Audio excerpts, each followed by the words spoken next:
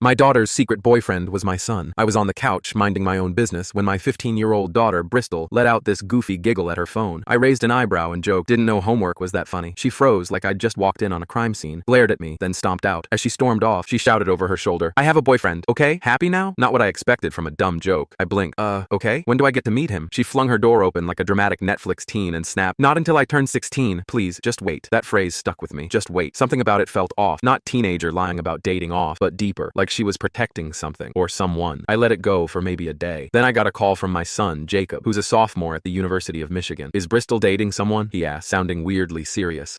She says she is." "Why?" There was a pause. "Don't investigate. Give her space. Let her tell you. Wait until her birthday." "Jacob, is she in danger?" "No, it's nothing like that," he insisted quickly. "Just trust her. Trust me. Please, trust." That word had a funny way of meaning don't ask questions. Things only got weirder. Bristol suddenly started doing her laundry without being asked. And not just washing it, folding it with the kind of care you give something special. That's when I found it. A University of Michigan hoodie balled up in her hamper. Jacob's school. When I casually asked about it, she muttered something about it being thrifted and boyfriend style. She blushed like crazy, yanked it out of the hamper, and bolted upstairs. Strike two. A few nights later, I got up to grab water and heard her whispering on the phone in the dark. "I can't keep lying," she said. "My dad will kill us if he finds out who you are." I stood in the hallway, suddenly cold. The next morning, she's wearing a full turtleneck. In June, I caught a flash of something under it. Red mark. Hickey? She turned red and practically sprinted upstairs. Then Mother's Day rolled around. We always visit my wife's grave together. Except this year, both kids bailed. Jacob said he had a group project. Bristol said she was sleeping over at a friend's. I called the friend's mom. Long pause. Then, yes, Bristol's always welcome here. Lie. And every time I brought up a visit or even suggested FaceTime, one of them was suddenly busy. It was coordinated and deliberate. Then came the hair. Bristol walked in one afternoon with her long hair